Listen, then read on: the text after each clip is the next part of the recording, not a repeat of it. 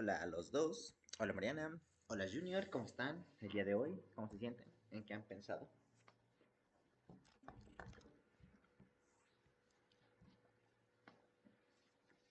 Bueno, primeramente, este mini curso, ok, vamos a ver todo lo que son lo de estructuras de datos simples. Con simples o bueno, lineales, mejor dicho, me voy a referir a todo lo que son listas, pilas y colas. Va. Y bueno, en este caso van a ser dos, ¿no? Este que es de estructuras y el otro que va a ser de programación orientada a objetos. Porque fundamentos no creo que quieran tomar, o sí.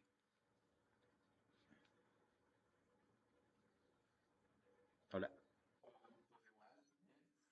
Bueno, si quieren fundamentos sería los lunes. Estructura sería los martes y jueves. Y programación orientada a objetos los miércoles y viernes. ¿Les parece? Entre 1 hora y 2 horas, más o menos. ¿Ok? Va. Bueno, en esta parte que es todo lo de EDA, vamos a ver todo esto de las estructuras, el funcionamiento de ellas. Y bueno, la duración es más o menos de un mes, una semana, por ahí. Ok, vamos a dividir todo esto en diferentes temas, desde la parte introductoria. Vamos a ver la diferencia entre estáticas y dinámicas, las listas estáticas, implementación de listas estáticas, implementación de pilas, de colas estáticas, colas y listas circulares, punteros, nodos, listas dinámicas, pilas dinámicas, colas dinámicas. Entonces estaremos viendo todo esto, además de listas dobles, colas dobles y finalmente un repaso general a todos los temas vistos. Aunado a ello se va a hacer un mini proyecto, si quieren verlo así, que en este caso en las tres se tratan de juegos de mesa representados en código, ¿no? Para la parte de EDA es un proyecto de un solitario. Entonces, el solitario pues va a ser directamente la programación de este juego. No sé si han jugado alguna vez el solitario en sus computadoras cuando no tienen nada que hacer.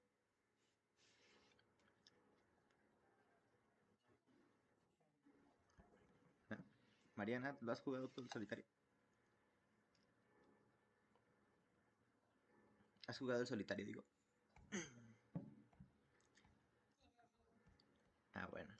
Entonces más o menos vas a saber de qué va, ¿no? O sea, tú tienes ahí las cartas repartidas en diferentes, ¿cómo podemos decir? Mazos, o bueno, diferentes pilas, donde solo puedes ver la carta que está hasta arriba, las vas acomodando de tal forma que se organicen todas, desde la A hasta la Q, en su respectivo espacio, ¿no? Entonces, en este caso son 7 mazos, es decir, se reparte en 7 filas con un número aleatorio de casillas. A lo mejor una puede tener 4 y la siguiente puede tener 10 cartas apiladas. Entonces, eso va a ser como que la parte de ahí. Tenemos 4 secciones donde se colocan las diferentes cartas desde la A hasta la K. En este caso, pues, son 4 variaciones de cartas, ¿no? Que serían las picas, los corazones, los diamantes y los tréboles. Además, bueno, tenemos un banco de cartas que es ¿cómo se dice? Rotativo, circular. Es decir, tú cuando no encuentres una carta que corresponda dentro de tus pilas, puedes ir dando vueltas al mazo, bueno, al banco, hasta que encuentres una carta que te sirva. Y si no, pues ya, sigues jugando normalmente. Entonces, tienes esta parte, ¿no?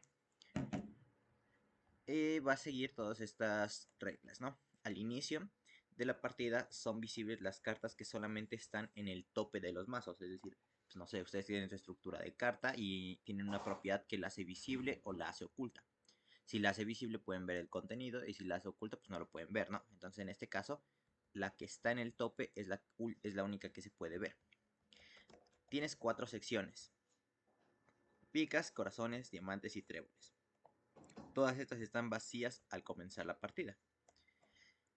El banco puede circular tantas veces como el usuario quiera o hasta que se acaben las cartas del banco. Para colocar una carta sobre el mazo, esta debe ser de diferente color y menor denominación que la carta que está en el tope. Si son rojas, pues tienen que mezclarse con una negra. Por ejemplo, en este caso, tiene que ir un ejemplo: K roja, Q negra, J roja, 9 negro, y así sucesivamente hasta que llegues al as. O viceversa, o bueno, puedes empezar por ejemplo de J negra, 9 rojo y así. Pero siempre tienen que ir intercaladas en el color para que se puedan montar unas sobre otras.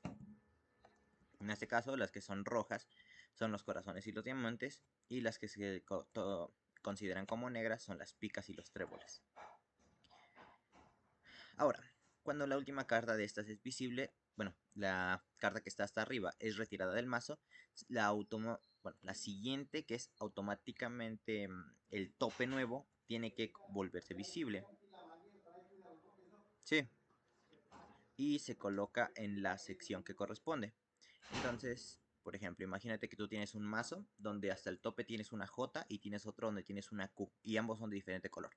Bueno, cuando quites la J del mazo 1 y lo muevas al mazo 2, el mazo 1 ya no va a tener a la J como tope, sino va a tener a otra carta, que es la que está hasta arriba.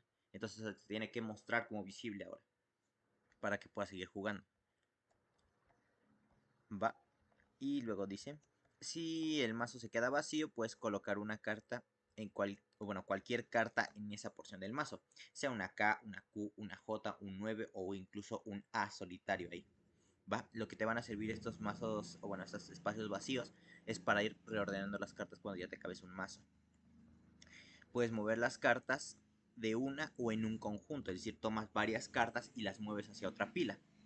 En este caso, si tomas varias de estas cartas, ¿qué es lo que tienes que hacer? Tienes que ir apilándolas de nuevo, ¿no?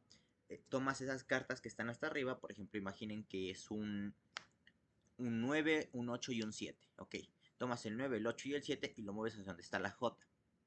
Entonces tienes que tomar el que está hasta arriba, que sería el 7, luego le apilas el 8, luego le apilas el 9, y cuando lo selecciones el otro lado donde los vas a soltar, tienes que desapilar el 9, desapilar el 8 y desapilar el 7. Entonces este mazo básicamente es una pila que te ayuda a mover de un mazo, bueno, de una pila de cartas a otra. Y bueno, todo eso siempre debe de ser cumpliendo estas reglas, es decir, tienen que estar intercalados los colores y demás. Las secciones que están vacías, en este caso las 4 secciones iniciales, solamente se puede colocar un as, y a partir del as puedes empezar a colocar las cartas en orden ascendente, del mismo color, del mismo tipo, sin saltos y todas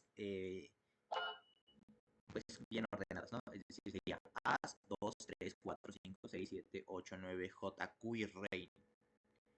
J, Q y K, para que se termine todo el mazo en su orden que debe ir. Y cuando tengas las 4 secciones llenas desde la A, bueno, desde el As hasta la K, es cuando se termina el juego. ¿Ok? Como extras, pues predicciones de derrota, ¿no? Cuando todas en el tope son las mismas y no hay ningún as visible en el mazo ni en el banco, pues entonces ya se pierde automáticamente, ¿no? Y también si los mazos están vacíos y las cartas que están en el tope de los mazos son de distinto color, pero mismos números o menores. Entonces ahí también ya se perdería. Y bueno, para esto pues, hay una serie de consejos y pistas, ¿no?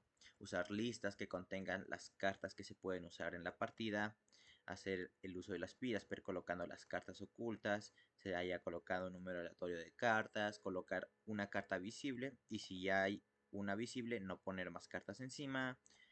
Para el banco de cartas, hacer uso de una cola circular, y para el mazo ir cambiando las cartas. Pues obviamente hacer uso de una pila, ¿no? Lo que se había dicho, apilar las diferentes cartas y al final. Y bueno, en este caso se debería demostrar el cambio de cada una de las pilas. Ustedes pueden ordenarlo como sea, pueden inclusive hacer una... Todo va a ser en consola, así que podrían intentar ahí simular el uso de las consolas, ya que, bueno, si ustedes checan la tabla ASCII para C, pueden imprimir estos símbolos que son el corazón, la pica, el diamante y el trébol. Me parece que el trébol no estoy seguro, pero me parece que sí pueden imprimirlo directamente en consola. Entonces ahí podrían colocar, no sé, el número y el valor, o bueno, el número o el símbolo que lo representa. Y justamente si es un trébol, si es una pica, si es tal, tal, tal. Podrían inclusive hacer un cambio de color en la consola y todo para que se vea bonito, ¿no? Y bueno, si no les interesa eso, pues sería uno más simple, que es un dominó. Entonces el dominó pues tendrías la pila, bueno, tendrías mejor dicho una lista donde puedes insertar al inicio y al final una ficha que debe cumplir con ciertas características. La ficha inicial tiene que ser una mula, obviamente. Y tiene que coincidir con alguno de los extremos, la que vas a colocar. Por ejemplo, si es una mula de 6, entonces tienes un 6 y un 3, pues puedes colocarla en alguno de los dos extremos, ya escogerías en cuál. Si el jugador no tiene fichas válidas, debe tomar del banco de fichas hasta que se obtenga una ficha válida o hasta que el banco quede vacío. Y bueno, en este caso, pues el banco de fichas pueden hacerlo de dos formas, o que sea una cola, o que sea una... De hecho, creo que quedaría más una lista y que de la lista selecciones un valor aleatorio, ¿no? Creo que también quedaría como válido. Entonces estas serían como que las dos opciones. No sé, ¿qué tal les parece el proyecto del solitario? No sé si les gusta, les interesa.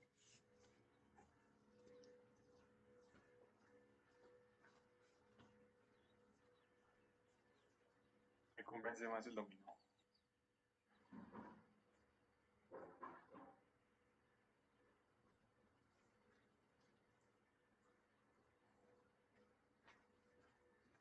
¿Mm? ¿Qué dicen?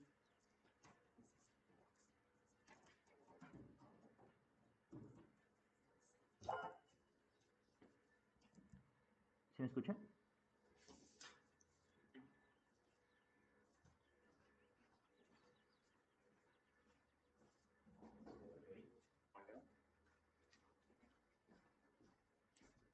Entonces creo que este mezcla varias cosas, ¿no?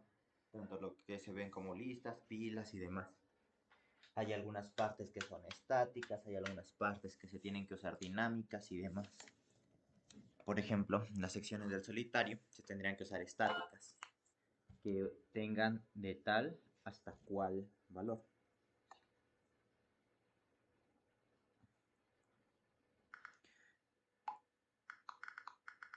Y bueno, en los mazos son las 7 secciones, ¿no? De mazos. O sea, ahí sería aleatorio. O bueno, mejor dicho, en lugar de generar un aleatorio, sería una pila dinámica, ¿no? ¿Cómo ven?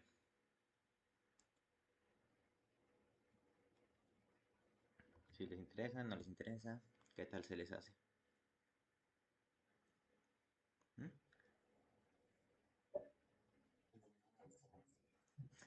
¿Por qué?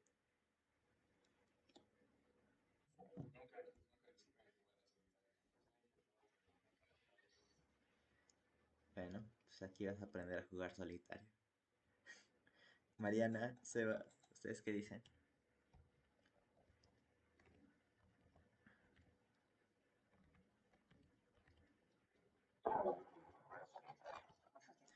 Bueno, Mariana, no sé. Bueno, ¿tú qué dices?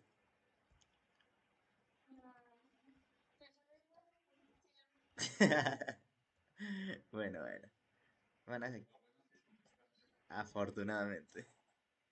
Entonces aquí tenemos esto, ¿no? Sería lo que es el solitario. Y ahora sí, regresando a esta parte.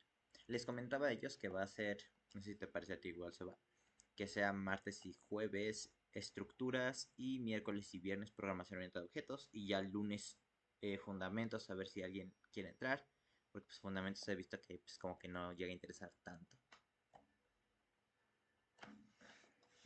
Nada más sería el lunes, un día.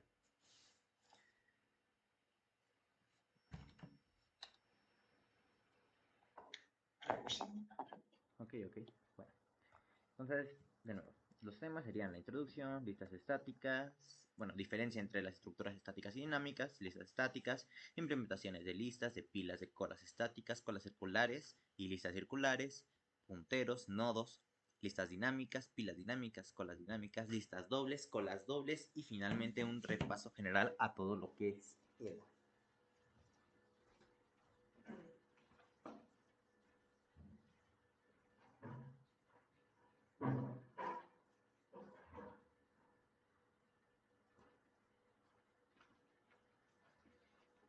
Y justamente antes de, pues, de dar la introducción, o bueno, mejor dicho, junto con la introducción, sería que ustedes hablen, que ustedes pregunten, que ustedes me vean.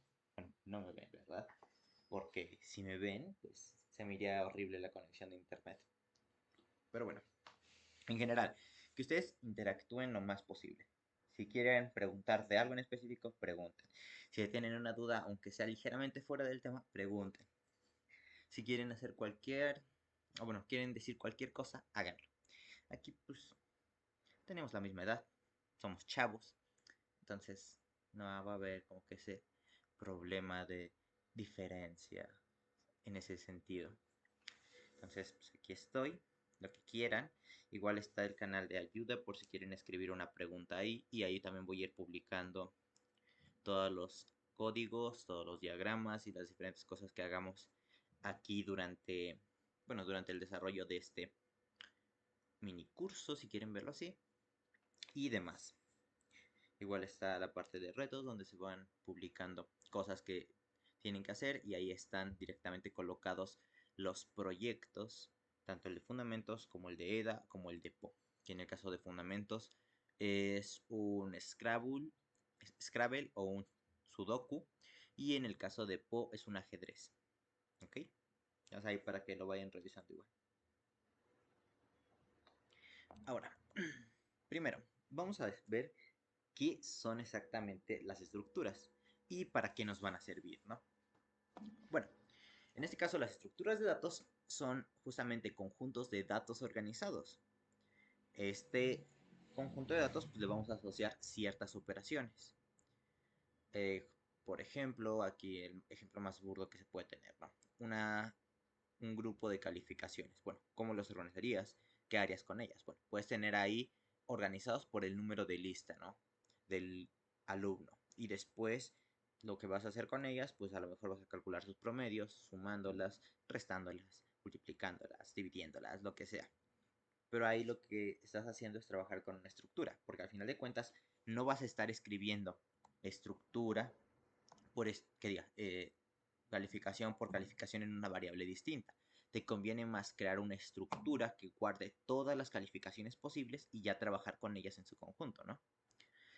Ahora, para trabajar con estas estructuras, pues se pueden hacer diferentes, bueno, se pueden usar diferentes métodos, ¿no? Entre ellos tenemos el grupo de añadir elementos, eliminar elementos, buscar información o realizar análisis. En este caso, los más generales son añadir y eliminar información. ¿Por qué? Porque la búsqueda se especifica exactamente en esas estructuras donde tenemos cierta libertad para trabajar, como son las listas, ¿no? Pero en cambio en una pila o en una cola no te va a servir buscar cierta información, sino que ahí simplemente te sirven para ir controlando la información. Y análisis pues también sería más como para pilas. Tú tienes todos tus conjuntos de datos y quieres trabajar con ellas. Por ejemplo, obtener la media de calificaciones de tu grupo. Pues entonces ahí estarías analizando la estructura en general, ¿no? Trabajando con ella. Pero eso no lo podrías aplicar directamente a una cola o a una pila.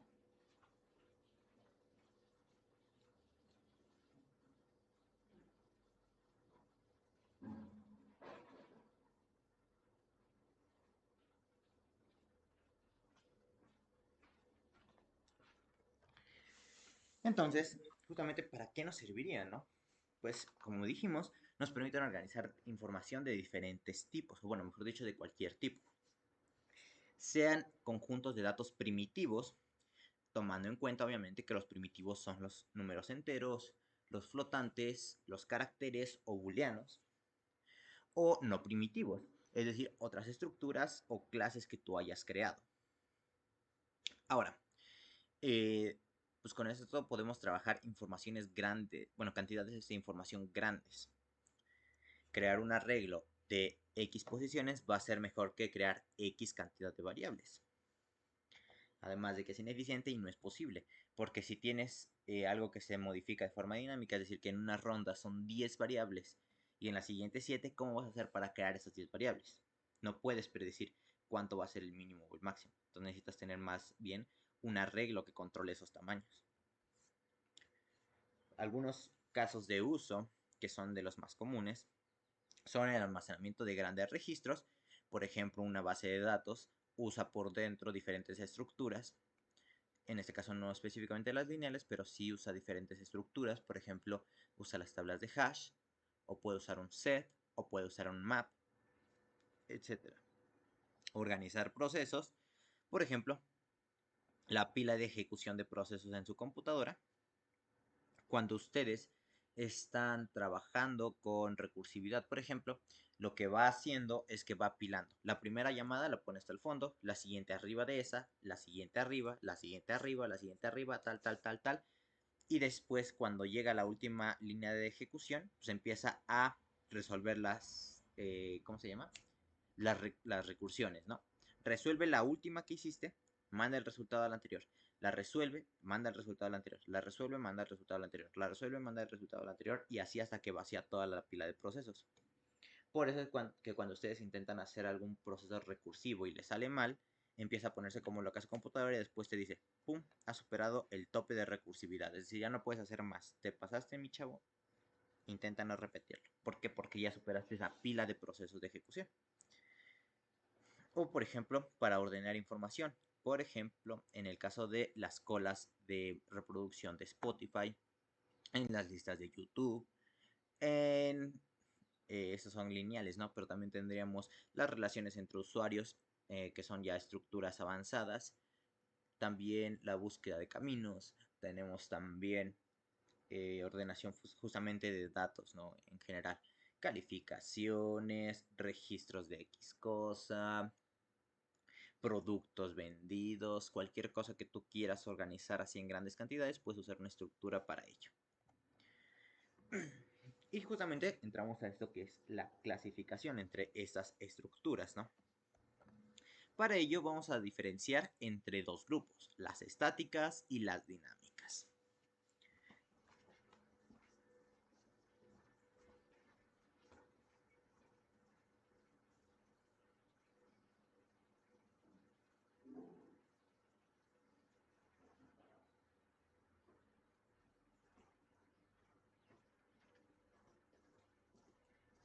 Siendo esto, pues en general las estructuras nos van a ayudar a organizar información.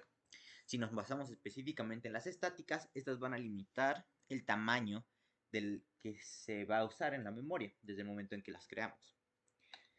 Es decir, nos van a indicar si podemos usar 10 espacios, 20, 50 o 100, pero desde el momento en que están inicializadas por primera vez. A diferencia de las dinámicas, que pueden ir variando en ese tamaño que están ocupando desde el momento de su creación hasta que ya las dejas de utilizar. En las estáticas, por ejemplo, la más clásica de ellas son los arreglos. Los arreglos tú los defines con un tamaño específico. ¿Puedes modificar su tamaño? Sí. O bueno, realmente no. Lo que puedes hacer es crear una nueva estructura con un tamaño más grande y cambiar o copiar todos los datos que tenías en la estructura original para allá. Técnicamente se dice que estás reasignando un tamaño de memoria, ¿no? Pero no estás haciendo eso, estás creando una nueva estructura y copiando los datos que tenías. En el caso de las dinámicas eso no sería necesario, porque tú tienes tus datos ordenados, por ejemplo, del 1 al 10, y si quieres añadir un 11, creas un nuevo nodo que se conecte a ese nuevo valor. Entonces ahí ya lo que tú estás haciendo ya es ampliarlo de una forma más eficiente, más rápida y tal. Entonces cada una tiene usos específicos. Las estáticas es cuando tú quieres controlar justamente un número finito de datos, tú tienes ya un registro máximo al que llegar, tú tienes diferentes procesos que ya sabes cuántos van a ser, es decir, no va a estar variando todo el tiempo, sino que es una cantidad fija para lo que vas a hacer una estructura de datos. Por ejemplo, cuando ya tienes un registro de cuántas personas entraron a tu clase, pues ya nada más en base a eso creas tu arreglo de calificaciones de la materia, ¿no? Y entonces ahí ya vas asignando los valores a cada una de las calificaciones. O bueno, mejor dicho, a cada uno de los usuarios, ¿no? Y ahí sería una estructura estática. Pero otro caso, si tienes justamente un registro de libros, ¿no? Pues cada vez vas a ir añadiendo nuevos libros cuando los compres, cuando los metas a tu biblioteca, si llegan a conseguirte uno, si te lo devuelven, etcétera. Entonces ahí va a estar variando muchísimo la cantidad. Ahí sería más factible usar una estructura de datos dinámica. En el caso de las estáticas tenemos varios elementos que cumplen con esto. Tenemos los strings o cadenas de texto. El hecho de usar la variable nombre y asignar una cadena de texto, estás usando una estructura estática. Sí, es la más simple de todas, pero la estás usando. También tendríamos lo que son los arreglos, que en este caso se incluyen las pilas, también las colas, y vamos a considerarlas como listas estáticas. También tenemos los registros, los ficheros o los conjuntos. En este caso vamos a fijarnos justamente en los primeros dos, los strings y los arreglos con pilas y colas. Por otro lado, en las estructuras dinámicas vamos a agrupar las listas simples, que van a ser de un nodo direccionado, pilas y colas, las listas dobles, es decir, en dos direcciones, los árboles y los grafos. Siendo los árboles y los grafos las estructuras más avanzadas en este sentido, ¿no? Aquí, si ustedes ven al lado izquierdo, tenemos lo que se llama un árbol binario. Es decir, que a cada nueva conexión se va dividiendo en dos. El nodo principal se divide en dos, el principal se divide en dos y así sucesivamente. Eso sería más un árbol. Una lista, pues simplemente son todos agrupados de forma lineal. Dato 1, dato 2, dato 3, dato 4, dato 5, dato 6, dato 7, dato 8. En el caso de las dinámicas, pues como dijimos, pueden ser útiles para cuando son datos muy variables. Las relaciones en tus redes sociales, por ejemplo, cuando un amigo añade un nuevo contacto, te aparece a ti que puedes conocer a esa persona y si tú la añades le va a aparecer a otros de tus amigos que pueden añadir a esa persona. Es decir, ya estás creando relaciones más complejas entre los nodos. Primero, las listas estáticas.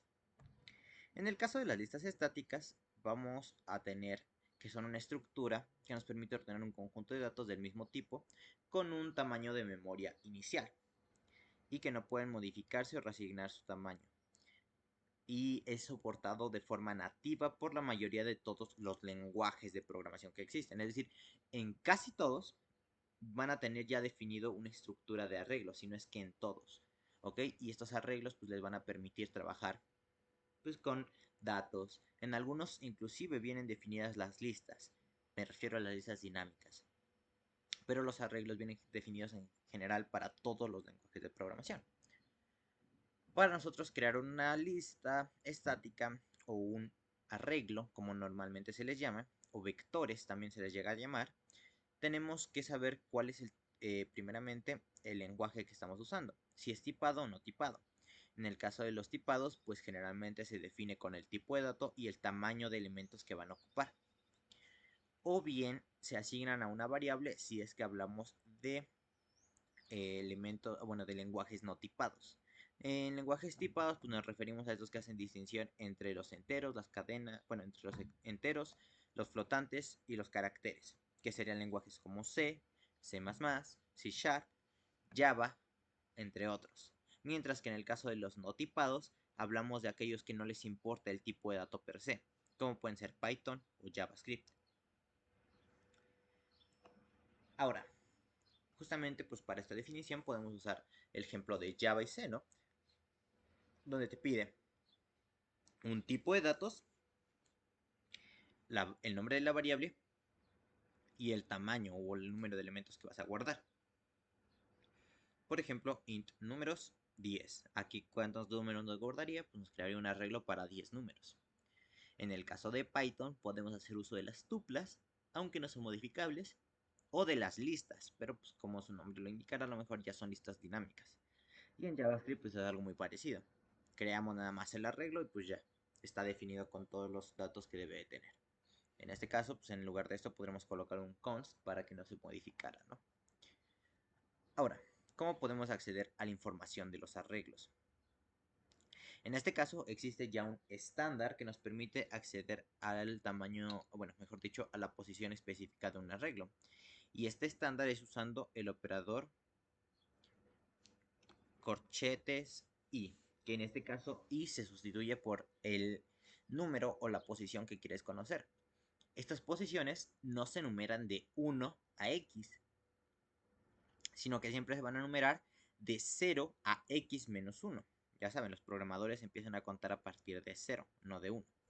Entonces, si tuviéramos este arreglo de 10 posiciones, pues en este punto nosotros tendríamos que para acceder a la posición, bueno, mejor dicho, al elemento 10 necesitamos acceder a la posición 9 por esta diferencia de valor, es decir, desde 0 hasta 10 menos 1, que sería 9. La última posición es 9 y la primera es 0. Entonces nosotros necesitamos conocer previamente el tamaño del arreglo para poder trabajar con estas posiciones. ¿Qué podemos guardar dentro de las estructuras? Bueno, dentro de los arreglos podemos guardar diferentes informaciones que sean del mismo tipo. En el caso de todos los que son tipados, ¿no?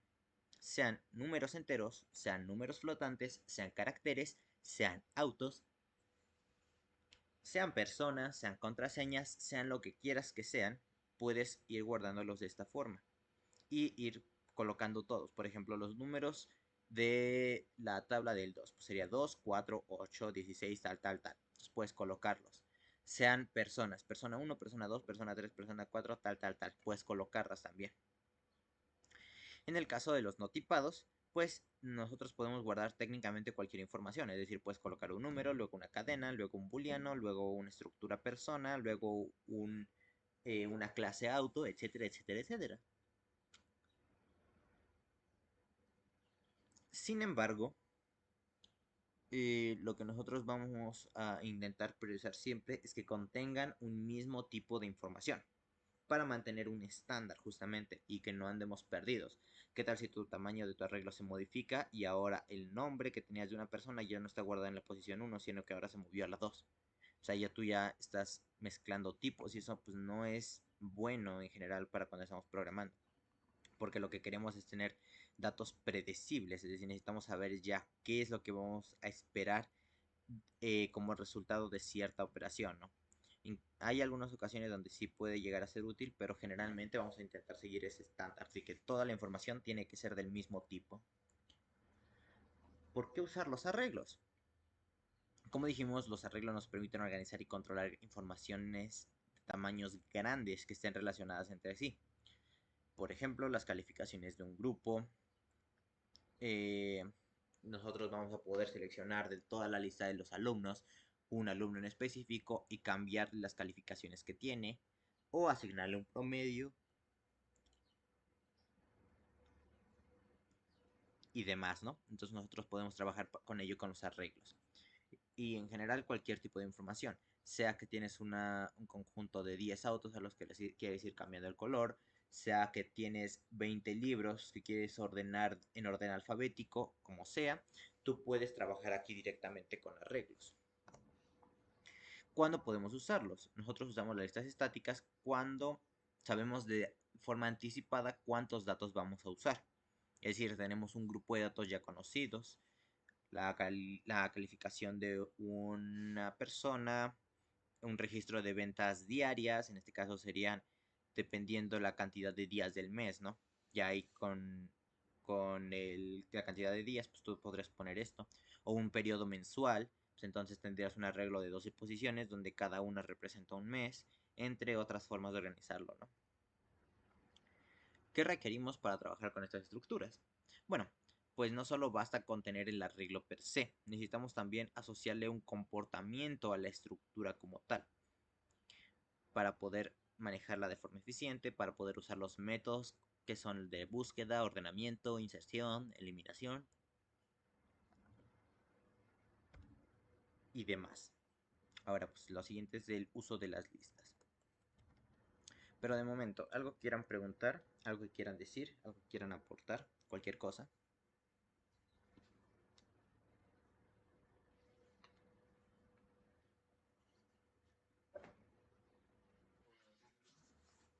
Ok, ok. Ahora les pregunto, ¿saben usar en lo más, bueno, de sea lo más básico de punteros, es decir, nada más para mostrar la dirección de memoria, para cambiar el valor de esa dirección de memoria, o saben usar las funciones malloc y calloc?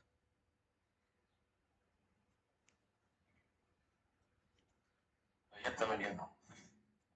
Ok, entonces, ¿les parece si... Es lectura, pero no sé usarla. Ok, ok. Entonces, ¿les parece si damos un repaso rápido sobre ello antes de proseguir? Ok, ok. Entonces, am, va. Entonces, voy aquí a abrir directamente.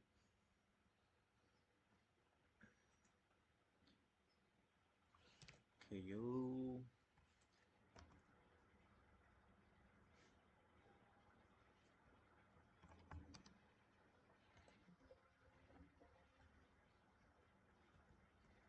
Ok. Entonces aquí vamos a crear un archivo que va a ser va. Entonces,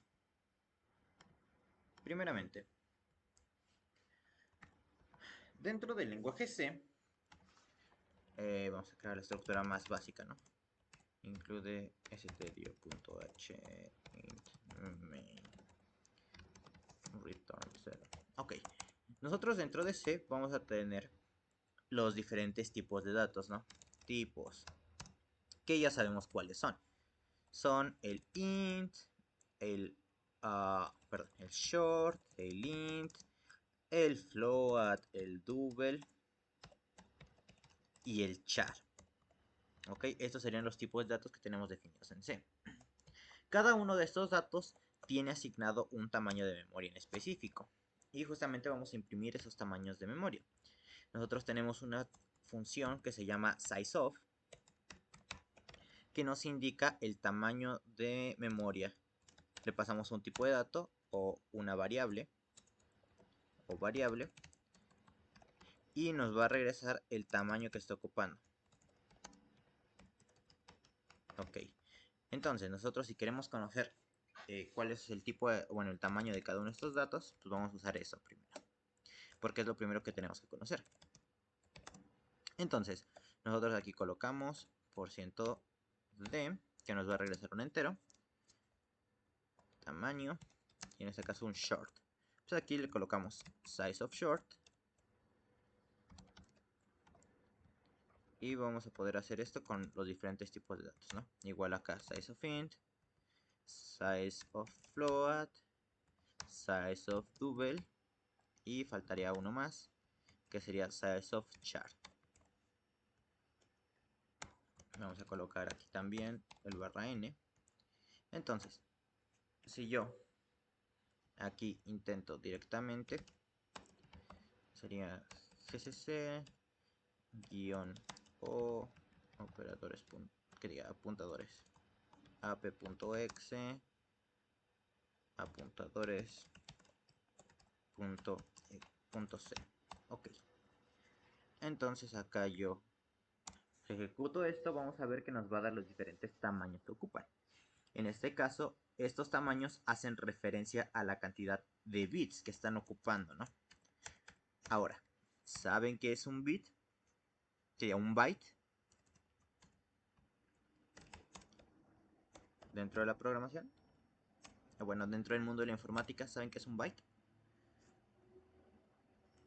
¿O no? No.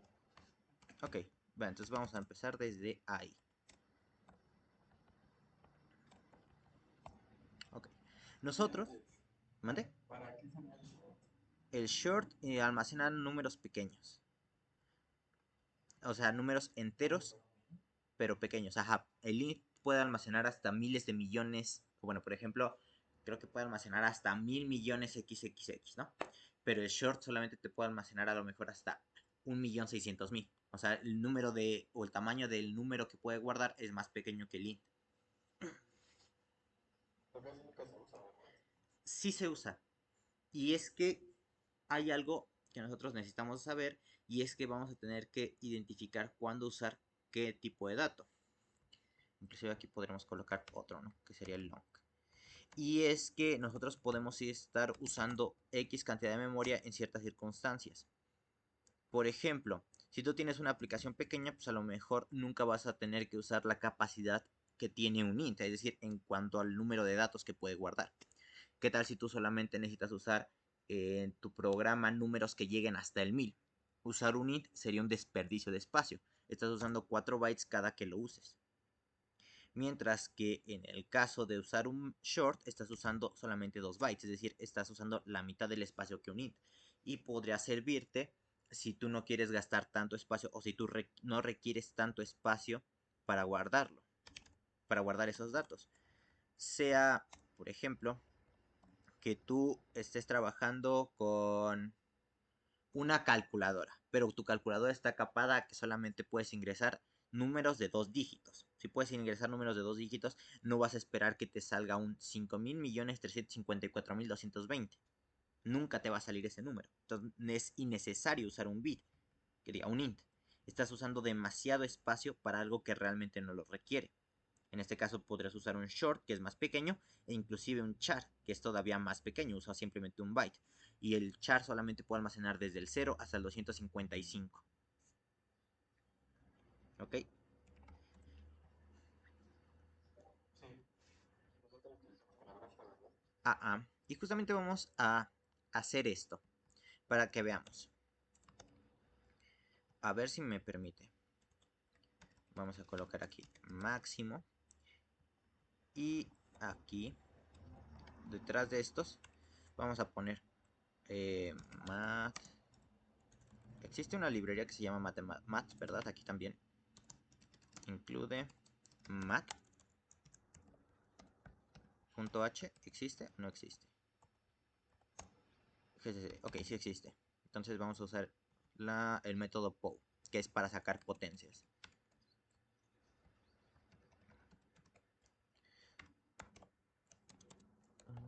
Elevado a la 8. O bueno, mejor dicho, math.pow.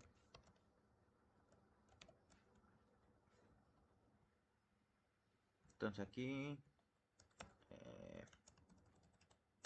vamos a colocar 2,8 multiplicado por size of int.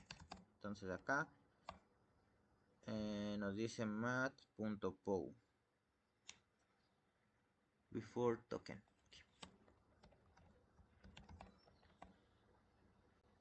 Math.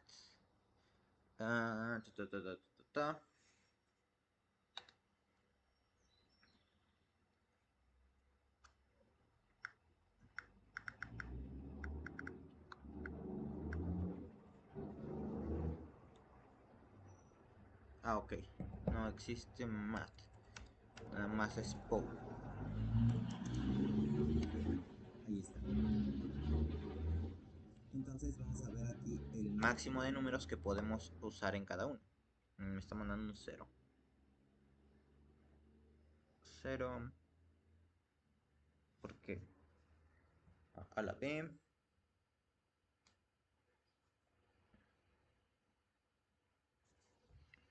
Aquí está mandándolo mal. A ver, vamos a colocar aquí directamente un 2.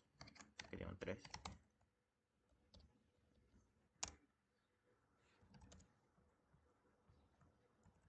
Ya vi por qué. Estoy inmenso. Size of short.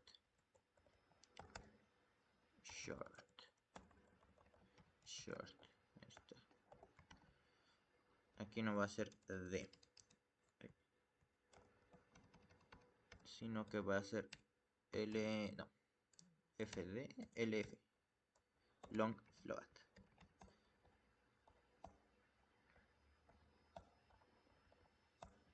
Entonces aquí, estos son los máximos que puede trabajar cada uno de estos números, ¿ok? Punto 2, no, punto 0, para que no me imprima los decimales. Ahí está, ahora sí. Estos son los números máximos que puede almacenar cada uno de estos valores. En este caso sería -1 ese valor, ¿no? Tú tienes que el short puedes almacenar hasta el número 65.536. Con el int hasta el 4.294.960. No, 4.000.000. No, 4.294.967.296. Lo mismo para el long, pero para el float y el double este valor no es exacto. ¿Por qué? Porque son diferentes, es decir, estos se manejan con reales, también incluyen los puntos decimales y demás. Eso no lo vamos a tomar en cuenta. Y bueno, de hecho sí, porque si almacenas un número entero podrías llegar hasta este número.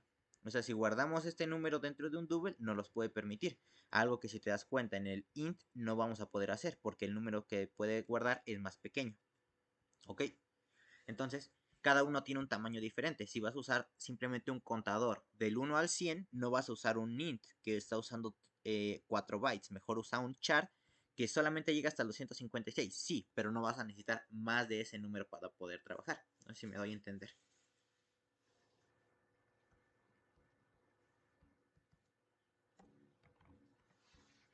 Digo, no sé si me doy a entender, de que cada uno tiene un tamaño definido y hay que usarlos en ciertas situaciones o hay que preferir usarlos en ciertas circunstancias. Porque si tú no necesitas un espacio específico, pues no es necesario que uses ese espacio. Puedes usar valores más pequeños. Sí, no, más o menos. Es así. Ok. Entonces esto sería el, el POW saca una potencia. En este caso estamos elevando 2 a esta potencia de aquí, que sería el número de bits y por el número de bytes. Va. Ahora sí, ¿qué es un byte? Bueno, un byte hace una representación equivalente a 8 bits. ¿Y qué es un bit? Bueno, un bit es la unidad mínima dentro del mundo de la programación y representa una posición en código binario. ¿Ok? Un número binario. Es decir, solamente puede tener dos valores, o 0 o 1. Estos son los posibles valores que puede tener un bit. Y dentro de un byte vamos almacenando esto. Entonces un byte representaría una cadena de 8 números binarios, ¿no? 8 binarios. Que puede ser pues, justamente una combinación entre 0, 0, 0, 0, 0, 0, 0. Ahí está. Entre ceros y unos, ¿no? Esto sería lo que está representando un byte. ¿Y a qué nos referimos que está usando cada uno de estos diferentes tamaños de bytes? Pues que cada uno de estos está usando una posición en la memoria. Si tu disco duro dice que tiene un almacenamiento de 1 terabyte, eso quiere decir que tiene, bueno, acá después seguiría el megabyte, que son 1024 bytes. Luego seguiría el gigabyte, que son 1024 megabytes. A ver, es byte, mega, giga y tera. Y luego seguiría el terabyte. ¿Qué adivina? Sí, son 1024 gigabytes. ¿Ok? Entonces, si tu computadora dice que tiene 1 tera, estamos diciendo que tiene 1024 gigas, que serían equivalente. A ver, voy a sacar aquí rápidamente esto.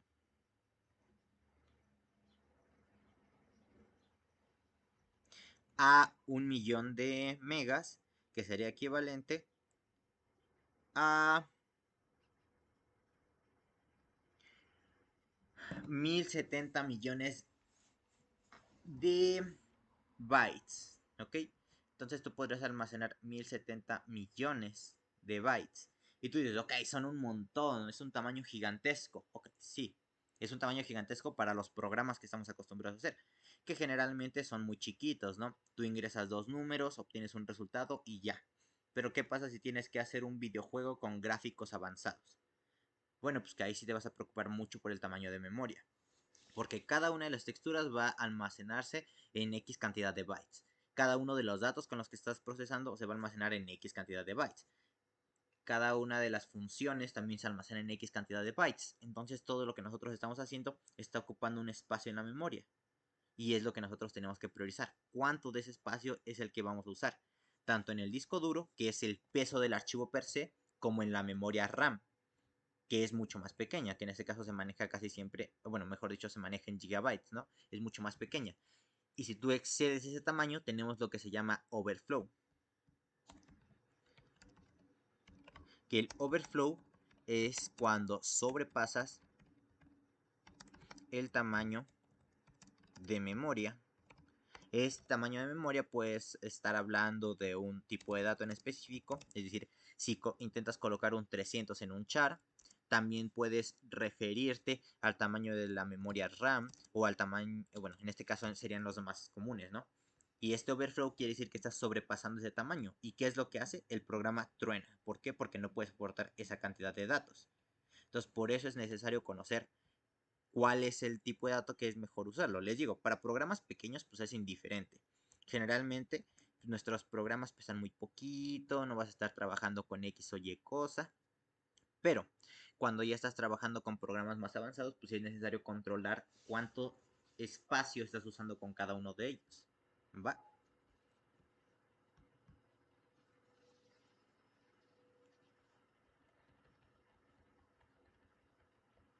¿Sí? ¿No? ¿Más o menos?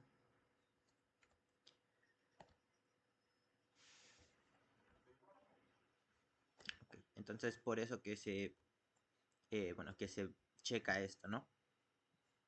De los tipos de datos y del tamaño que usa cada uno de ellos. Ok, muy bien, ya tenemos todo esto. Ya sabemos cuáles son los tamaños de datos y cuáles son los máximos números que podemos almacenar en cada uno de ellos. Perfecto. Ahora, ¿qué continúa a partir de aquí? Necesitamos nosotros poder entender qué justamente son los apuntadores. Entonces sería...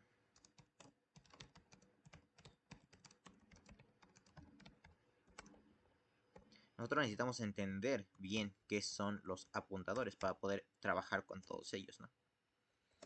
O al menos de la forma más sencilla posible. Vamos a colocar aquí número de bytes usados por dato.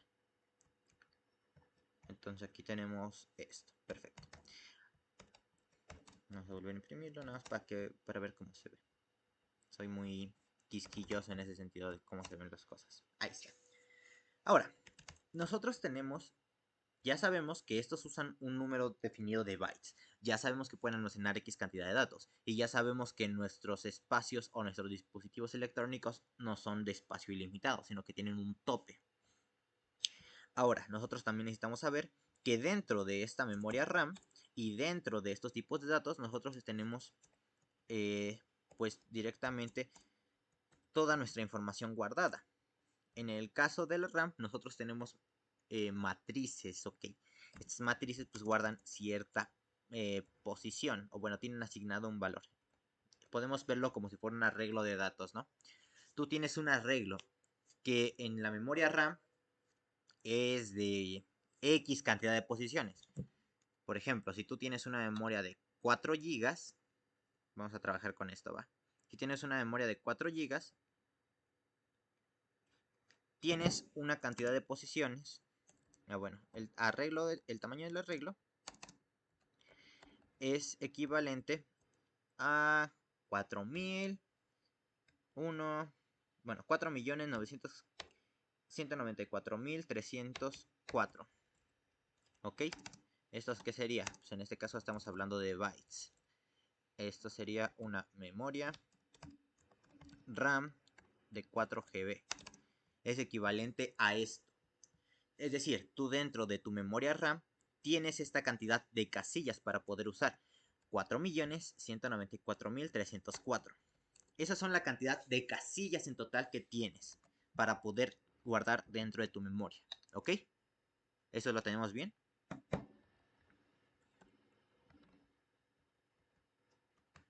¿Sí? ¿No? ¿Sí? Ok. Cuando tú estás ejecutando un programa, lo que estás haciendo es tomar parte de esta memoria y usar una de esas posiciones para guardar un dato. Si yo digo que en la posición 0, o bueno, en la posición 1, por ejemplo, estoy guardando un dato, en este caso uno que sea, por ejemplo, una letra A, que recordemos que es de un byte, en la posición 1 de la memoria RAM, no, vamos a guardar esto así. En la posición 1 estoy guardando una A, es decir, estoy usando un byte de esta memoria para guardar un valor. Y luego yo digo que quiero guardar ahora en la posición 2, por ejemplo, un número 1000, que esto pues recordemos que lo mínimo que puedo guardar es dentro de un short, ¿no? Porque es el que almacena al menos este tipo de datos. Entonces, cuando yo le digo que estoy almacenando un 1000, recordemos que el short no usa un byte, sino que usa 2 bytes. ¿Hasta ahí todo bien? Entonces, dentro de la posición 2, esto también estaría o bueno, mejor dicho, para que funcione, tendrá que tomar de la 2 hasta la 3. ¿Hasta ahí todo ok?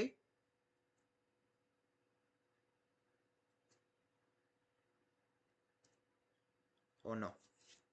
Sí, sí. Ok. Entonces tenemos que estamos ocupando diferentes tamaños para guardar nuestra información, o diferentes cantidades de casillas para guardar nuestra información. ¿Qué pasa?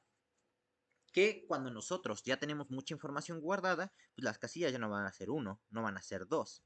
A lo mejor la casilla es la casilla tal. Y a lo mejor esta otra casilla es tal.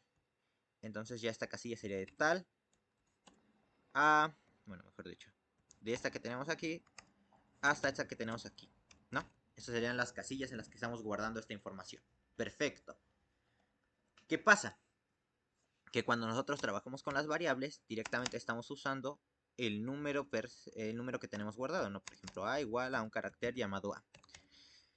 Nosotros cuando estamos haciendo esto, estamos asignando a la memoria RAM un dato que queremos usar, en este caso un char, el nombre de la variable va a ser este y el dato es este. Pero ¿qué pasa?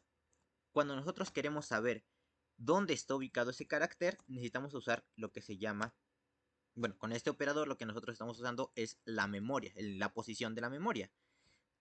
Que esto no sería lo mismo que esto. Si nosotros usamos esto, pues sí, sería lo equivalente a tener el carácter A, que es lo que está almacenado, si nos damos cuenta. Pero si usamos esto según estos datos que tenemos aquí, pues entonces no estaríamos trabajando con A per se, sino que estamos trabajando con el número que en la casilla que está, que sería esto. Esto es la representación del número. Muy bien. ¿Hasta ahí todo ok? ¿O no?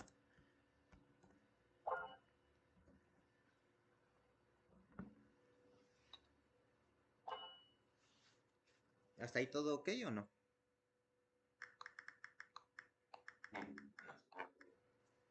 Mariana Junior.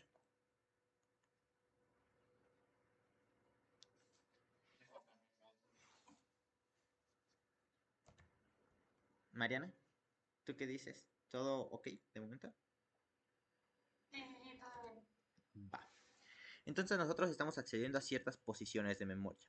Eso es lo que tenemos que llamar posición de memoria. Esto entonces representa la posición en memoria de la variable A. De la variable A. Mientras que esto representa el valor de la variable A. ¿Ok? Entonces estamos haciendo esta distinción entre lo que es la posición de la memoria y el valor per se de la variable. Además, bueno, tenemos el tipo de dato y el nombre. Entonces, teniendo todas estas definiciones claras, nosotros ahora podemos identificar que cuando estamos usando un end para cualquier dato, nosotros estamos accediendo a su posición en la memoria. Y cuando nosotros estamos haciendo, o bueno, usando un tipo de dato, estamos asignando un tamaño en la memoria. Es decir, estamos usando cuántos de estos espacios de nuestra memoria vamos a usar para guardar un dato. Si usamos un byte, que un short, vamos a usar dos casillas. Si usamos un megabyte, perdón, un int, vamos a usar cuatro casillas. Si usamos un float, 4. Si usamos un double, 4. Y si usamos un char, solamente vamos a usar una casilla. Muy bien, entonces nosotros ya tenemos todos estos datos almacenados dentro de nuestra memoria, dentro de nuestro ordenador. Y ya podemos acceder tanto al valor del que tiene como a la posición en memoria. Y justamente a esto, que es la posición en la memoria, es a lo que vamos a llamar apuntador. ¿Por qué? Porque nos está apuntando a cuál es la dirección que tiene esta variable, este valor que estamos buscando. ¿Ok? Eso es lo que nosotros llamamos que es un apuntador. Y también tenemos lo que son las variables de tipo apuntador que usan justamente esta definición, es decir, la posición en la memoria. De hecho, más que eso sería esto. La casilla en la que está es el apuntador. ¿Ok? Nosotros podemos definir específicamente un apuntador de un tipo. Por ejemplo, char asterisco b que sea igual a and a. Si nos damos cuenta, aquí lo que estamos guardando es la posición de memoria de A. Y aquí lo que tenemos es una B, que es de tipo carácter, pero tiene un asterisco. ¿Ok? Cuando nosotros trabajamos con un asterisco, el asterisco va a representar el apuntador a un tipo de dato. ¿Ok? En este caso, nosotros estamos diciendo que vamos a apuntar a un tipo de dato carácter. ¿Qué quiere decir esto? Que vamos a apuntar a una casilla específica. Vamos a saber que vamos a ocupar una casilla específica de la memoria. Si yo aquí le cambiara por un short, lo que le estaría diciendo es que voy a usar dos casillas. Si yo aquí le cambio por un int, estoy usando 4 casillas. Y si yo aquí le pongo un double, estoy usando 8 casillas. ¿Ok? Entonces, aquí lo que indicamos es, ok, vamos a estar trabajando con un apuntador a un char. Es decir, voy a buscar una casilla en específico de mi memoria y esa, ¿qué casilla es? Esta casilla de aquí. Esta es la casilla que va a contener la información de la variable A. Perfecto. Entonces ya nosotros estamos trabajando con su apuntador. A diferencia de trabajar directamente con A, que lo que guarda es el valor de la variable. Un apuntador guarda una posición de memoria. ¿Ok?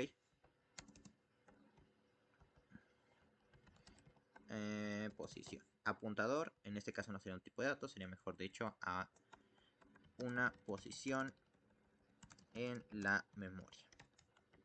Entonces aquí que estamos guardando justamente la posición de memoria de quién? De A. ¿Va? Cuando nosotros usamos un apuntador, guardamos la posición de memoria, que es la posición donde se encuentra la información que estamos buscando. Si nosotros usamos una variable, cuando intentamos acceder a ella, nos da el valor. Si nosotros usamos un apuntador, cuando accedemos a ese apuntador, nos da la posición donde está guardada esa información. ¿Ok?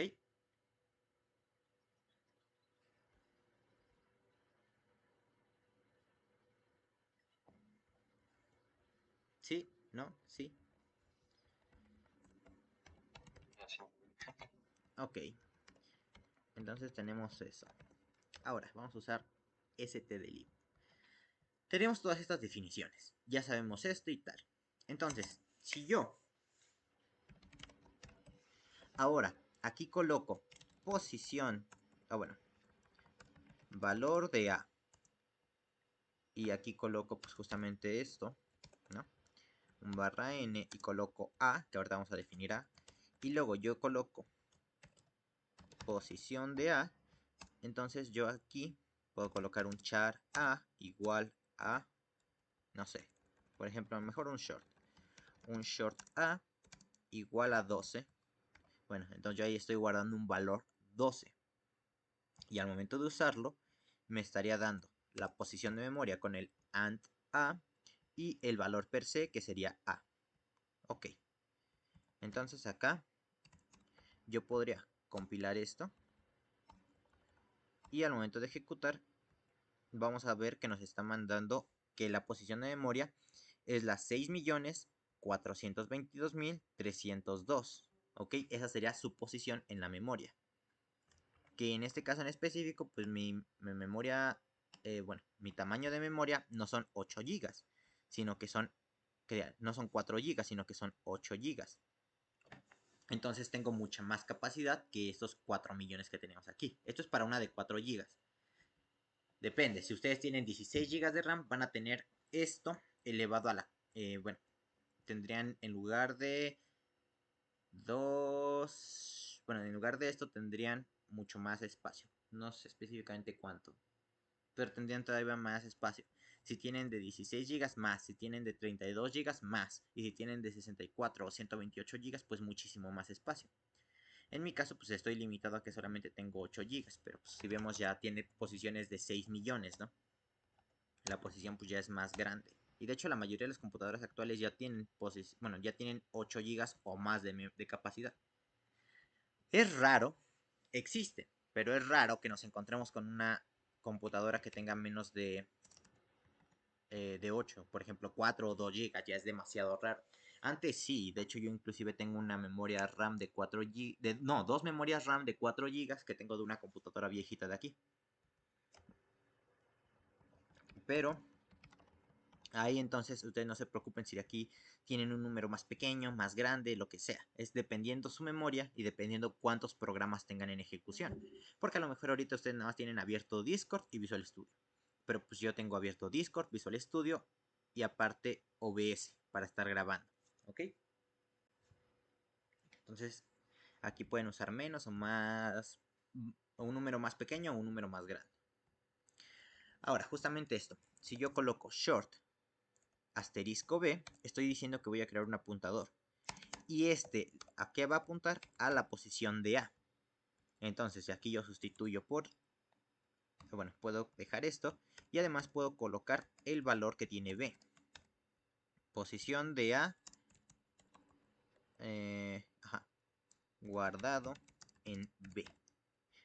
Entonces yo aquí puedo intentar ejecutar lo mismo y me tendría que dar el mismo resultado, tanto en AND A como en valor de B. Y aquí vemos que nos da exactamente lo mismo. 6.422.298 y aquí tenemos el mismo valor. Con esto nos podemos dar cuenta que B está guardando el valor de la casilla A. Pero si se dan cuenta que yo tengo un asterisco. Ok, ¿qué pasa si yo uso ese asterisco acá? Bueno, que nosotros lo que vamos a hacer es valor de A accedido desde B. Nosotros con el asterisco vamos a extraer el valor que tenemos en esta posición de memoria. ¿Ok? Ahora sí vamos a decirle, dame el valor de A, pero estamos accediendo de otra forma. ¿Ok? Vamos a colocar esto, CLS, y corremos. Y vemos que nos vuelve a devolver el 12 que teníamos almacenado anteriormente en A. Son dos formas de acceder. ¿Va? Esto sería lo equivalente, déjenme ver si es válido, pero sería lo equivalente a colocar esto. Accedido desde su posición de memoria. Entonces, si yo intento compilar esto, vamos a ver que nos da 12. Estamos accediendo a la posición de memoria y después le estamos solicitando el valor. ¿Ok? Eso sería la forma que podemos trabajar con apuntadores. ¿Todo bien hasta ahí? ¿O quieren preguntar algo? Cualquier cosa, pues ya saben, díganme. No, bueno, esa parte sí la entendí. Ok. Esto es a lo que llamamos que son apuntadores. ¿Va? Y eso es con lo que vamos a estar trabajando. Finalmente, pues ya, nosotros tenemos estos apuntadores, tenemos los tipos de datos, tenemos la cantidad de datos que podemos almacenar y demás. Muy bien. Lo último que quedaría por ver son las funciones malloc y calloc. Y van a decir, pues, ¿qué es malloc y calloc? ¿Recuerdan lo que habíamos dicho hace un momento de los arreglos? De que podemos almacenar X cantidad de memoria. Pues podemos crearlos de dos formas. Podemos, por ejemplo, almacenar una variable que sea calificaciones. Vamos a ponerle 1. Y que sea un arreglo. Bueno, que sea un arreglo de, no sé, 10 posiciones. ¿Ok? Aquí nosotros estamos diciendo que tiene 10 posiciones este arreglo. O bien, haciendo uso de los tamaños de dato y de los apuntadores, podemos usar una función que se llama malloc, que podemos decir calificaciones 2, que va a ser igual, en este caso no sería esto, sino sería un apuntador, y vamos a decir que va a ser un apuntador a un tipo short, este es el short asterisco, y que vamos a castear pues el resultado de malloc, que es una función que recibe un parámetro. El parámetro, en este caso el parámetro de malloc, va a recibir el tamaño de memoria a asignar. ¿Ok? ¿Cómo vamos a saber cuál es el tamaño de memoria que vamos a asignar a este valor? Pues lo vamos a calcular de la siguiente forma. Si nosotros queremos guardar solo una calificación, no, bueno, sabiendo que vamos a guardar un short, no tendríamos más que obtener el tamaño del short, ¿no? Que justamente nos debería de dar que son dos casillas, es decir, va a guardar, o bueno, va a usar dos casillas de la memoria. Pero si yo quiero guardar 10 calificaciones, ¿qué se imaginan que puedo hacer? Si ya sé que con este voy a guardar 2 casillas para una sola, ¿qué es lo que puedo hacer?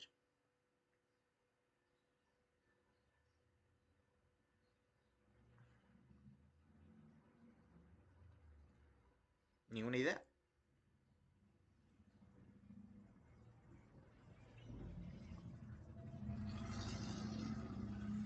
¿Qué les parecería multiplicar por 10 la cantidad de casillas que uso para una?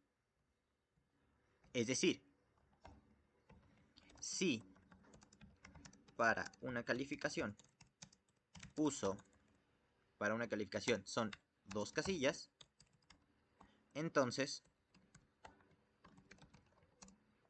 para 10 calificaciones son igual, en este caso, a 20 casillas, ¿no? Que si nos damos cuenta, pues es justamente 2 casillas multiplicado por 10, ¿no?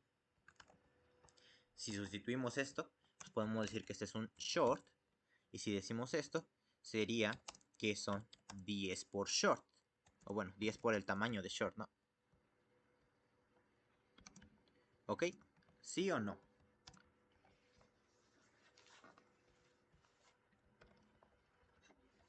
En este caso específicamente por el tamaño de short. Estamos indicándole que queremos guardar lo equivalente a 10 shorts. ¿Y qué sería lo equivalente a 10 shorts? Pues sería lo mismo que usar un arreglo de 10 posiciones. ¿Ok? Estos son iguales. Nada más que la definición varía. Ahora, esto también podemos hacerlo con otra función, que se llama calloc. Pero en este caso, sí se usa específicamente para crear arreglos. De hecho, el malloc se usaría más para guardar un tamaño de una estructura. Pero aquí sí se usa específicamente para crear arreglos. Nosotros le pasamos la cantidad de casillas, calloc, o bueno, número de datos a guardar, y lo siguiente sería tamaño de memoria tamaño de cada dato. ¿Ok? Entonces sería lo mismo, si se dan cuenta, nada más que aquí es el tamaño en su conjunto, es decir, toda la memoria que vamos a asignar, y acá es el número de datos que vamos a guardar, que van a ser 10 datos, y el tamaño de cada dato, que es el tamaño de short. ¿Ok? Serían equivalentes estas dos. ¿Va?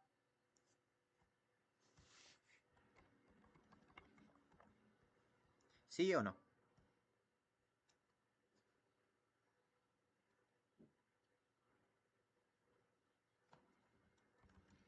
Va. Entonces yo aquí, si creara, por ejemplo, un chari igual a 0, punto y coma, y es menor a 10, punto y coma, y más, bueno, pues yo aquí, ¿qué puedo hacer? Que puedo ir recorriendo cada uno de estos datos, ¿no? Calificaciones, en la casilla I, le podemos poner que es un 5. Entonces podemos hacer lo mismo, tanto para calificaciones 1, 2, 3. Y el programa debería de reaccionar igual. Luego, si nosotros imprimiéramos acá, printf calificaciones tal casilla por ciento de, aquí vamos a colocar que va a ser la casilla I, y todo esto lo sustituimos por un paréntesis. En este caso calificaciones 2 y calificaciones 3. Aquí vamos a colocar un barra n. Acá vamos a colocar un igual a por ciento de.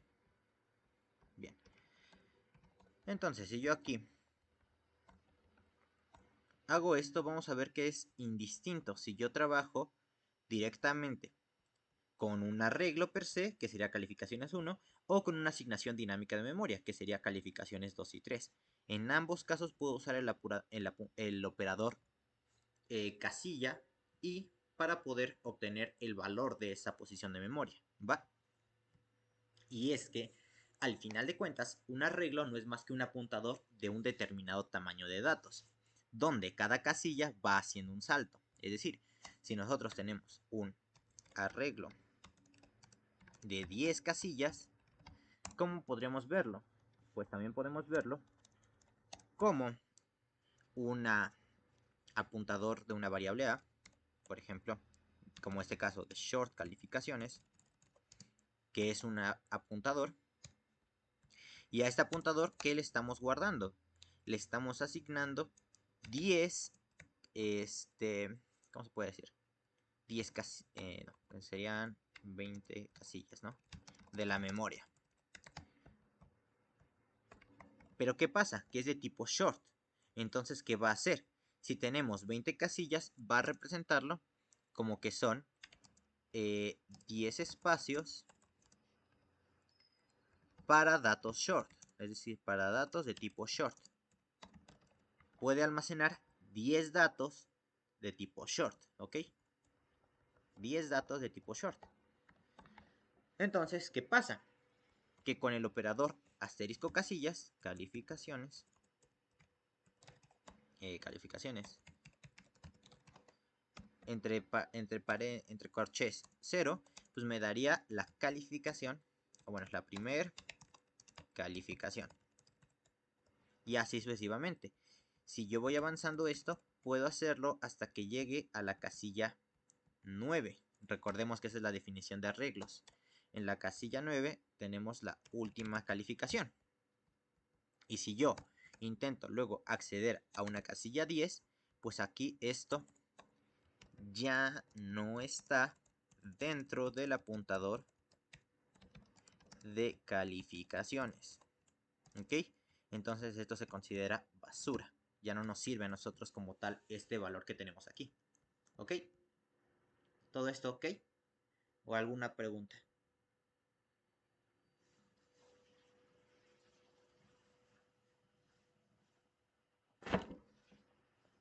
¿Todo ok o no? ¿O quieren preguntar algo?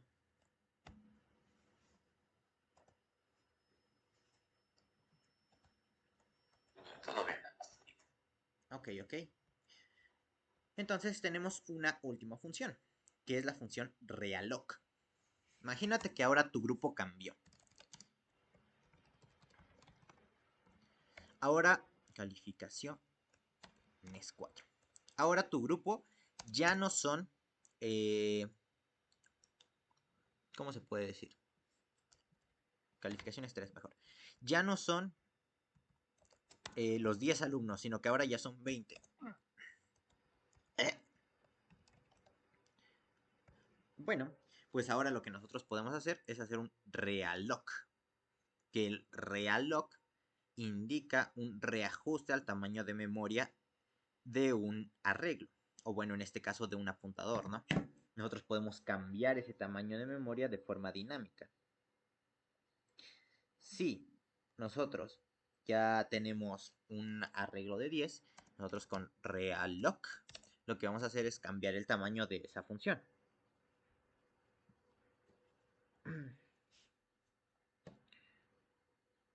Por ejemplo, aquí colocaríamos directamente un realloc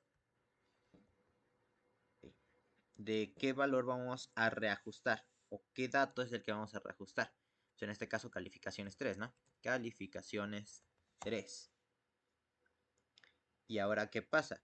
Que ya no queremos que tenga 10 posiciones, ¿no? Sino que ahora queremos que tenga 20. O sea, aquí colocaríamos un 20. Y entonces, ahora al momento de recorrer, pues nosotros podríamos acceder inclusive hasta la calificación número 20. Sí, nos mandaría basura, pero todavía sería existente y no nos tronaría el programa. ¿Por qué? Porque ahora ya tenemos 20 posiciones en calificaciones 3. Inclusive podemos primero asignarle un valor, ¿no? Para que no se vea feo. Le colocamos aquí que sea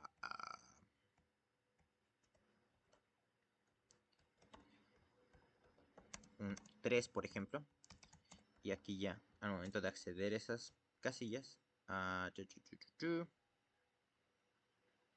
dice, ok, ya vi.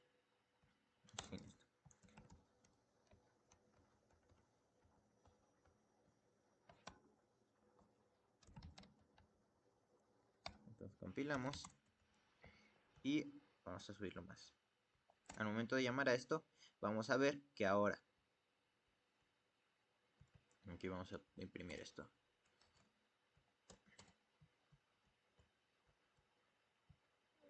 No, esto.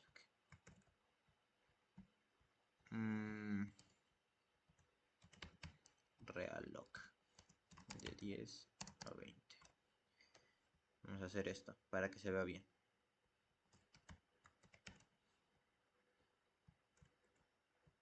De hecho,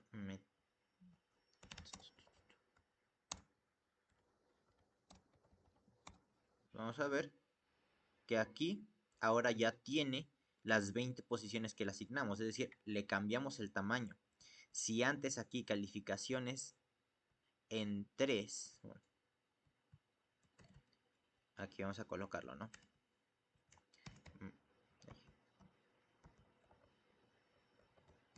Malloc o calloc de 10. Ok.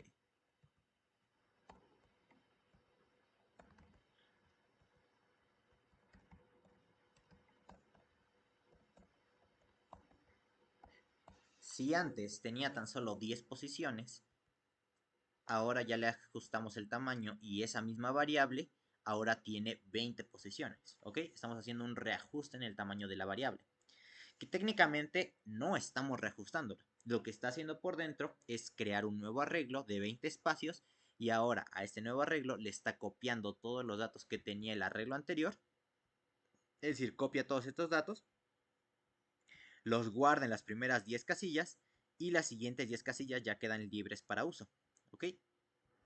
Eso sería lo que está haciendo por dentro realmente, que no los engañe. Va. Entonces, ahora sí. Esto sería lo que hacen los diferentes, bueno, todo lo que engloba un apuntador, entender qué son las posiciones de memoria, cuáles son los tipos de datos, también entender cómo funciona justamente el acceso a la posición de memoria y demás. ¿Ok? Entonces, ¿cómo ven? ¿Qué les pareció esto de los callocs, mallocs, realocs, las posiciones de memoria y todo esto?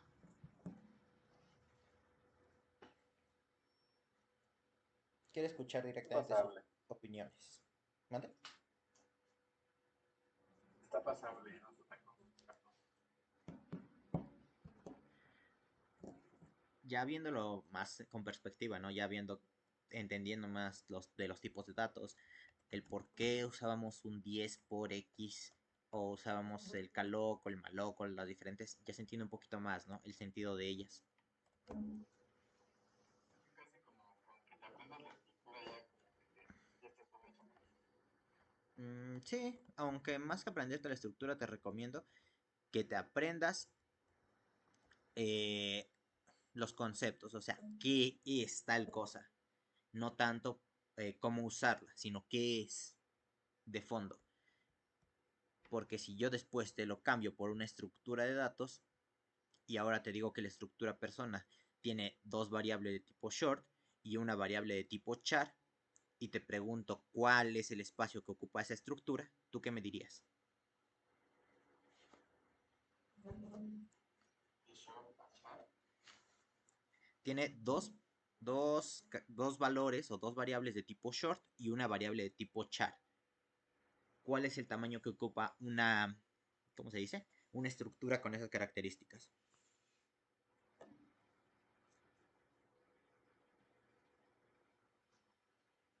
Son cuatro de char. 4 del short, porque serían 2 y 2, y una del char. Recuerda que el char solamente tiene bueno, ocupa solamente una casilla. Entonces diríamos que esa estructura está ocupando 5 posiciones, ¿no? 5 casillas en la memoria. Ok, mira, el char ocupa un byte y el short 2.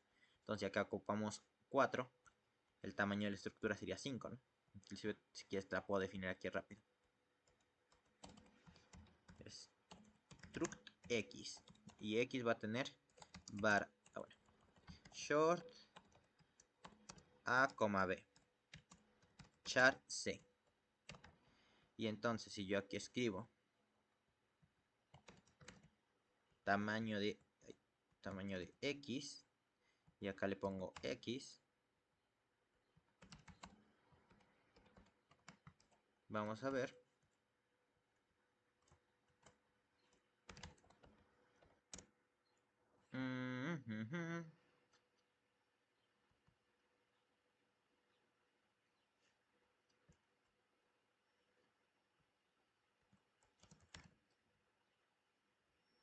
A ver. Typedef struct x.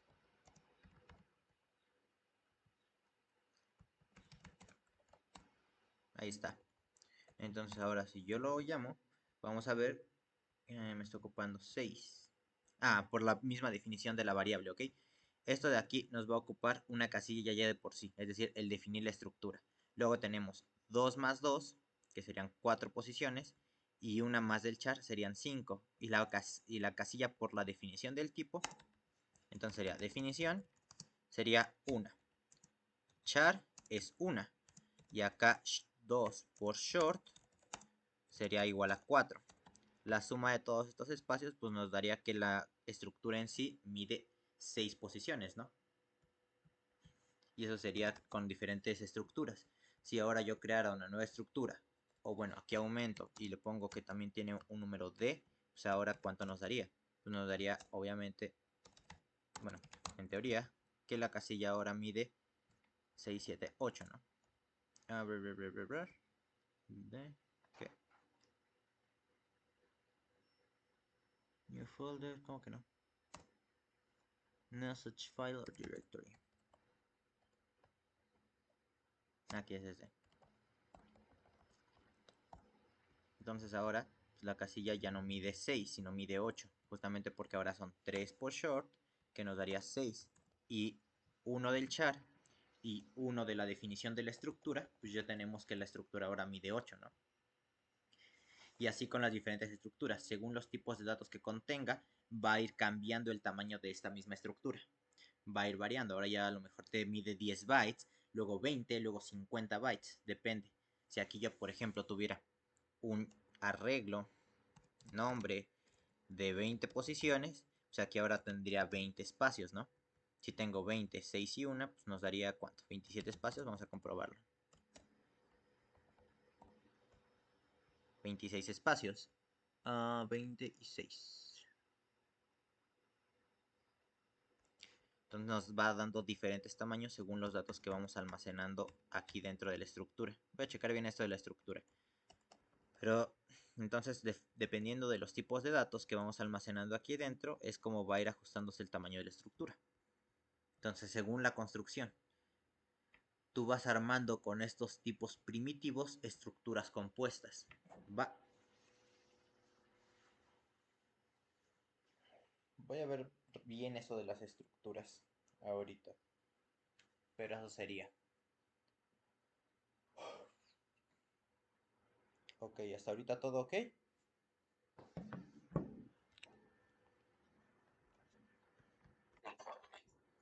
Va, bueno, de momento le vamos a dejar yo creo que aquí. ¿Quieren preguntar algo antes? Voy a checar bien esto de las estructuras. Pero ¿quieren preguntar algo más? Las clases, ¿dónde las vamos? A YouTube. Ahorita les paso el link. De hecho ya hay links a las otras que estaba ya haciendo con los otros, pero pues ahí ya van, bueno, diferentes cosas. Bueno, más que diferentes, más adelante. Pero sí, igual los voy a poner ahí en YouTube. Yo creo que voy a poner ese visible solo para ellos y a ustedes les voy a crear uno propio. Ahorita veo. Va. Bueno, yo no nos quería decir que ahorita vas a llegar a configurar en Visual Studio. Para trabajar con C. Ajá, sí, para eso. Ok, entonces ya hasta ahí queda.